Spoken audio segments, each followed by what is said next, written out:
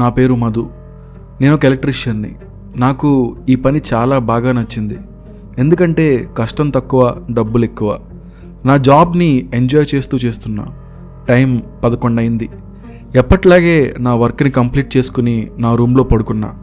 అప్పుడే ఒక అమ్మాయి కాల్ చేసి, మా రూమ్లో టీవీ పనిచేయడం లేదు, కొంచెం తొందరగా రండి అని చెప్పి ఎక్స్ట్రా 1000 రూపీస్ కూడా ఇస్తానని చెప్పింది. ఆమె వాయిస్ వింటుంటే 20 ఏళ్ళ అమ్మాయిలా ఉంది. బాయ్స్ గురించి తెలిసిందేగా. అమ్మాయి పిలిచిందని నేను ఆమె చెప్పిన అడ్రస్కి వెళ్ళాను. అక్కడ ఒక పెద్ద అపార్ట్మెంట్ ఉంది. ఆ అమ్మాయికి కాల్ చేసి, మేడం ఎక్కడున్నారు అని అడిగాను. 20th ఫ్లోర్, డోర్ నెంబర్ 508 అని చెప్పింది. లిఫ్ట్ ఎక్కి 20th ఫ్లోర్ బటన్ ప్రెస్ చేశా. లిఫ్ట్ వెళ్ళి 20th ఫ్లోర్లో ఆగింది. నేను నా మనసులో, దేవుడా ఆ అమ్మాయి అందంగా ఉండాలి అని అనుకుంటూ రూమ్ నెంబర్ 508 డోర్ నాక్ చేశాను. ఆ అమ్మాయి డోర్ ఓపెన్లో ఉంది, లోపలికి రండి అని చెప్పింది. నేను డోర్ ఓపెన్ చేసి లోపలికి వెళ్ళాను. హాల్లో ఎవరూ లేరు. దాంతో నేను బెడ్రూమ్లోకి వెళ్ళి చూశాను. అక్కడ ఎన్నో రోజుల నుండి కుళ్ళిపోతూ ఉన్న ఒక అమ్మాయి డెడ్ బాడీ ఉంది. అది చూడగానే నా వెన్నులో వణుకు పుట్టింది.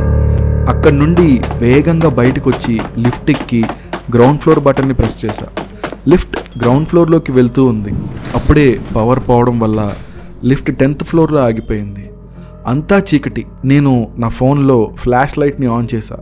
రక్తపు బొట్లు నా ముఖం మీద నెమ్మదిగా పడుతూ ఉన్నాయి. నేను నా తలను పైకెత్తి చూసా.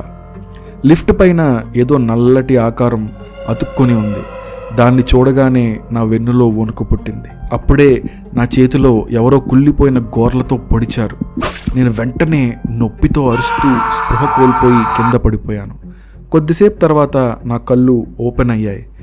నేను చుట్టుపక్కలంతా చూసా. అంతా చీకటిగా ఉంది. ఏదో బిప్ బిప్ అని సౌండ్ వస్తూ ఉంది. అప్పుడే ఎవరో ఒక అమ్మాయి డోర్ ఓపెన్ చేసి లోపలికి వచ్చింది. తను ఒక డాక్టర్.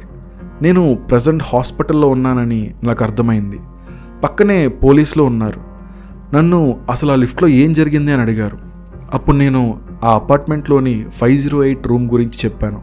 అందులో ఒక ఆత్మ ఉందని, అదే నాకు గాయం చేసిందని చెప్పాను. కానీ నన్నెవరూ నమ్మలేదు. ఆ రూమ్ 2 years నుండి క్లోజ్గానే ఉంది. దాన్ని ఎవరూ యూజ్ చేయడం లేదని పోలీసులు నాకు చెప్పారు. ఇక కొన్ని డేస్ తర్వాత నేను హాస్పిటల్ నుండి డిశ్చార్జ్ అయ్యి ఇంటికి వెళ్ళాను.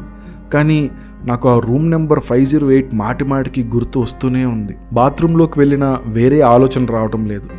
ఎలా అయినా ఆ 508ని విజిట్ చేయాలి అనుకున్నా.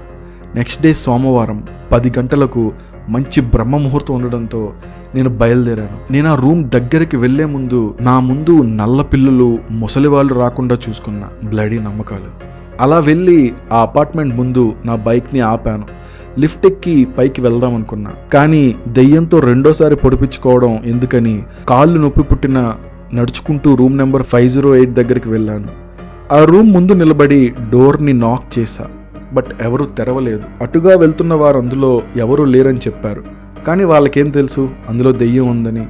నేను గనక వాళ్ళకి నాకు జరిగిన విషయం చెప్తే వచ్చపడుద్దని చెప్పకుండా చిన్న స్మైల్ ఇచ్చి అక్కడి నుండి దొబ్బాయి అన్నాను. ఇంకా చేసేదేం లేక రూమ్ని పగలగొట్టి లోపలికి వెళ్ళాను. రూమ్లో నాకు ఒక పాత టెడ్డీ బేర్ కనిపించింది. ఈ అమ్మాయిలకు పానీపూరి అన్నా ఇలాంటి టెడ్డీ బేర్స్ అన్నా బాగా ఇష్టపడతారని నేను ఆ టెడ్డీ బేర్ని ఇంటికి తీసుకువెళ్ళాను.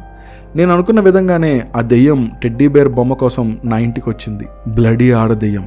అప్పుడు టైం 11 అవుతుంది. నేను ఆ టెడ్డీ బేర్ని నా రూమ్ మధ్యలో పెట్టాను. అప్పుడు ఆ దెయ్యం వచ్చి ఆ టెడ్డీ బేర్ని చేతులతో తీసుకుంది. అలా తీసుకున్న కొద్దిసేపటికే గట్టిగా అరుస్తూ ఆ బొమ్మలోకి వెళ్ళిపోయింది. అందులో నేను మంత్రించిన నిమ్మకాయలు పెట్టాను. అంటే మీకు ఇప్పటికే అర్థమై ఉండాలి ఆ దెయ్యంపై నేను రివెంజ్ ప్లాన్ చేశాను అని. ఇక ఆ నిమ్మకాయలను తీసుకెళ్ళి నా పెరట్లోని ఒక ప్లేస్లో లోతుగా గుంట తీసి పూడ్చిపెట్టేశాను. బ్లడీ ఆడదెయ్యం అరుస్తూ అందులోనే సమాధయ్యింది. కానీ నాకు నా డాగ్ పెద్ద దెబ్బ వేసింది. పక్కింట్లో ఒక అమ్మాయి రెంట్కి దిగింది. ఆ అమ్మాయి చూడడానికి చాలా అందంగా ఉంది. నా కళ్ళు ఆ అమ్మాయి మీద పడితే నా కుక్క కళ్ళు ఆ అమ్మాయి చెప్పుల మీద పడ్డాయి. ఆ అమ్మాయి లోపల ఉన్న టైం చూసి నా డాగ్ వెళ్ళి ఆ అమ్మాయి చెప్పుల్ని నోటితో కొరికి ఇంటికి తీసుకొచ్చింది. నాకు తెలిస్తే బాగోదని నా డాగ్ తెలివిగా ఆలోచించి ఆ చెప్పులను పెరట్లో ఒక దగ్గర గొయ్యి తీసి పాతిపెట్టింది. నా కర్మ కాలి అక్కడే నేను ఆ ఆత్మని నిమ్మకాయలతో బంధించి పెట్టాను. నా డాగ్ చేసిన పని వల్ల మళ్ళీ ఆ ఆత్మ అరుంధతి మూవీలో పశుపతి ఆత్మ విడుదలైనట్టు విడుదలైంది. ఆ ఆత్మ వెళ్ళి ఆ పక్కింటి రెంట్లో దిగిన అమ్మాయి శరీరంలో దూరింది. దేవుడా, ఇదంతా తెలియకుండా నేను ఆ అమ్మాయిని ప్రేమించి పెళ్లి చేసుకున్నా. తర్వాత నన్ను ఆ దెయ్యం రోజు టార్చర్ చేయడం మొదలుపెట్టింది. ఆత్మ టార్చర్ తట్టుకోలేక నేను ఒక స్వామీజీని కలిశాను. ఆ స్వామీజీ నాకు మల్దారంకి కట్టుకోమని కొన్ని రింగ్స్ ఇచ్చాడు. ఆ రింగ్స్ని నేను మల్దారంకి కట్టుకుని తనతో కలిస్తే ఆ ఆత్మ నా వైఫ్ బాడీ నుండి వెళ్ళిపోతుందని ఆ స్వామి చెప్పాడు. ఇక ఆ స్వామి చెప్పిన విధంగానే నేను చేశాను. ఆ పని తర్వాత ఆత్మ తన బాడీ నుండి బయటకు వెళ్ళిపోయింది. థ్యాంక్ యూ సో మచ్ అని నా మనసులో ఆ స్వామీజీని తలుచుకున్నాను. మొత్తానికి ఇది నా లైఫ్లో జరిగిన ఒక భయంకరమైన స్టోరీ. ఓపిక్గా నా స్టోరీ విన్నందుకు థ్యాంక్ యూ వెరీ మచ్.